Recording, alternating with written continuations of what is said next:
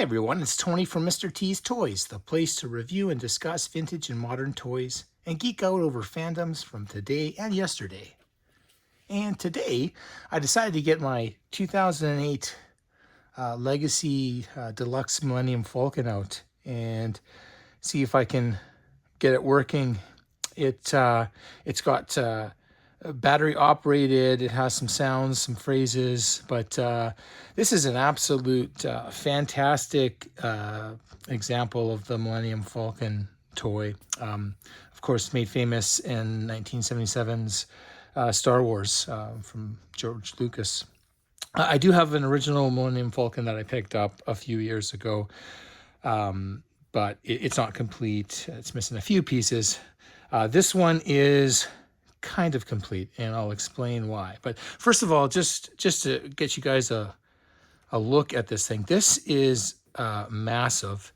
It has got lots of play features, and some of the cool things that I think I would have wanted if I had a Millennium Falcon as a kid.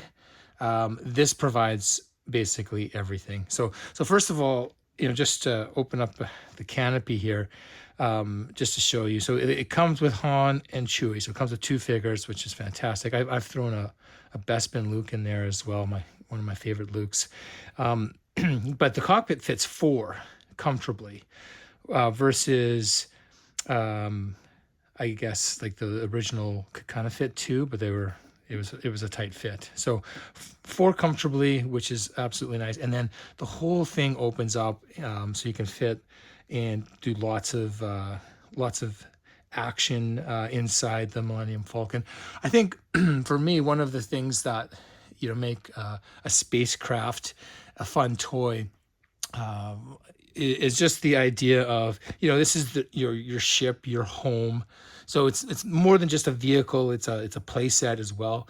And in particular, the Millennium Falcon, it's very iconic when it comes to all of the Star Wars films, the original and everything that's been produced since. So one thing we need to do first is we got to figure out, I can't remember where the batteries go. Obviously, I don't store these with the batteries in, so I believe they're in the back. So let me take a quick look here.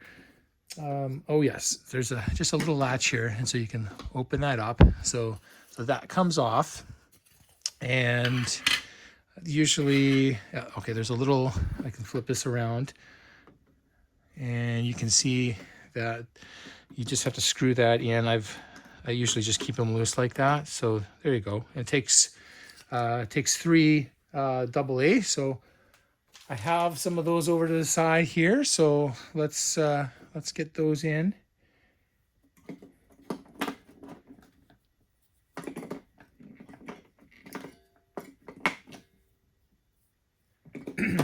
So most of you who are toy collectors know not to store your batteries in toys, and one of the things that's just devastating is you find a vintage toy at a garage sale or something, or someone gives you their childhood toys and they still have the batteries in, and they've corroded and leaked out, and it's just wrecked all the innards of that toy.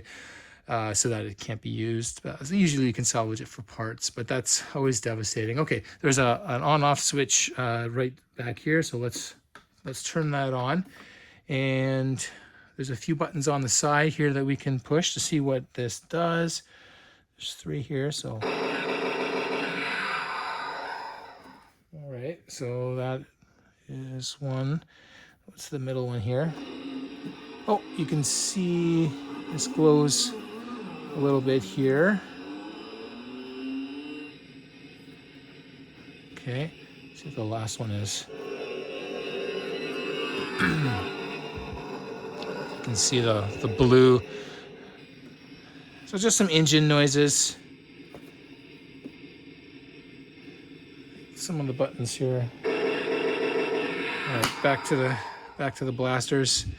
There is also a little drawbridge and some sound effects with this.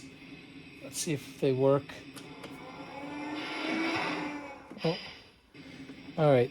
Well, the lights lit up, but the actual drawbridge, the motors must be gone on that. It only shot it out about an inch. It's supposed to go all the way down. There's some other fun features. So this top gun here, you can move it.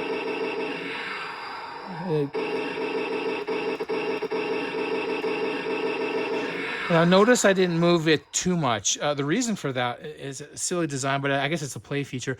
The bottom two barrels of the guns here, they actually made those projectiles, and there's little buttons on the side here. And so when this moves over and hits these two pegs, it'll fire that one or that one, depending on which way you go. And I don't want that shot over that way because I've got 1,000 toys over there that will get lost into. So I don't really want to fire it for you today. Now, there's also, we can move this. There's an area over here where you can move that. No sound effects with that. There are some buttons here. I'm assuming that there's some projectiles here that fire out. Yeah. So no sound effects though, but all three of those are operational. On this side is basically a little hatch. You can hear those sound effects, and then you can fit someone in here.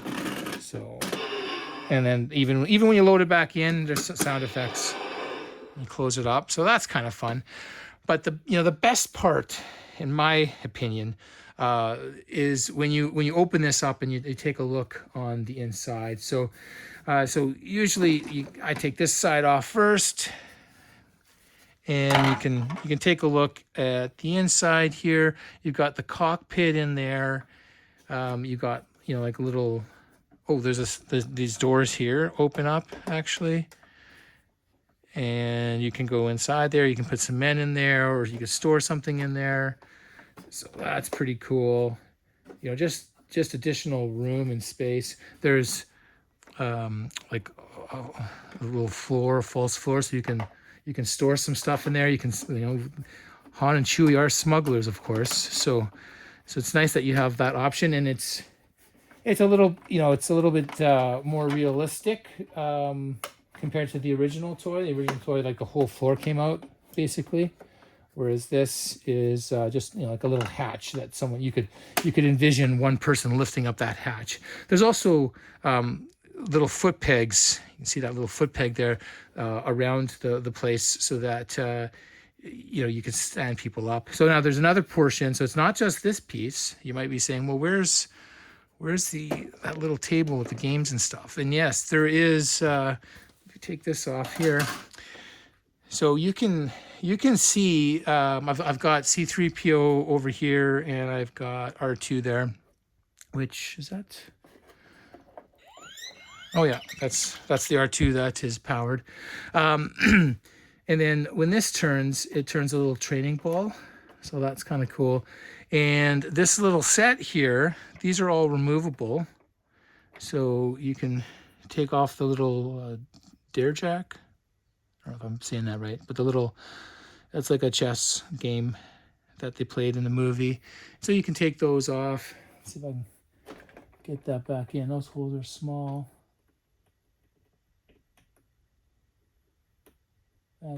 I'll put it on after. But so when I picked this up from a fella, those pieces were lost, and so pretty expensive to replace them, as you can imagine. If this was bought for a kid back in 2008, it was, I want to say it was like $160 US. So over 200 Canadian, a Toys R Us exclusive. An expensive toy back in 2008. They've re-released it a few times, and it's closer to $1,000 for the new one with different figures. But they didn't include those little guys. And so for me, I found that it was actually cheaper. I went on eBay and I found this Chewbacca figure, and he comes with a set on this little table here.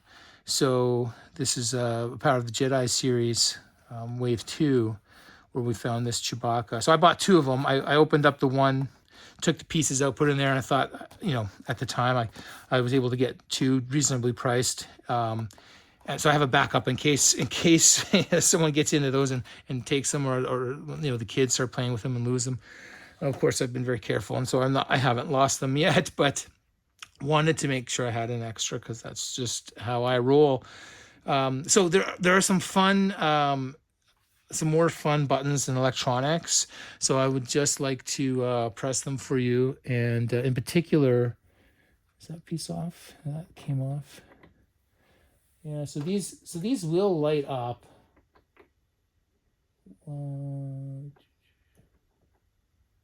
Gosh, I can't really see that well. All right, let's try this button over here, because this button will go over and it'll have a couple phrases. So the first one is, with the blast shield down, I can't even see. How am I supposed to fight?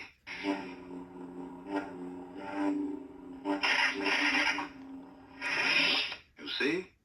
You can do it. okay, so that was Luke and Obi-Wan, and then You've taken your first step into a larger world.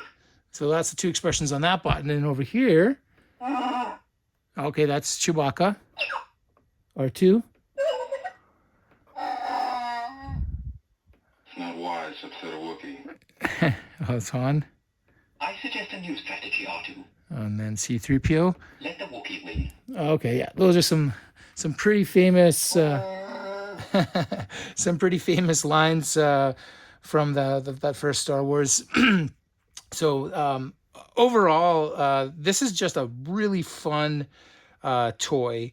Fun to play with your kids, fun to just play on your own, set it up. It acts as a diorama if you want to take pictures of your figures. It's quite nice.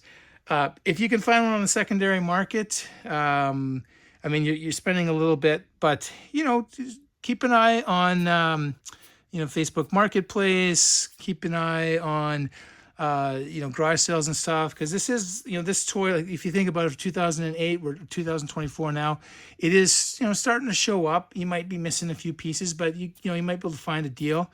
And then if you can do something creative, like get, missing pieces from other figures that are out there, you've got an almost complete Millennium Falcon 2008 Legacy Deluxe Edition. So this is probably my favorite Star Wars piece.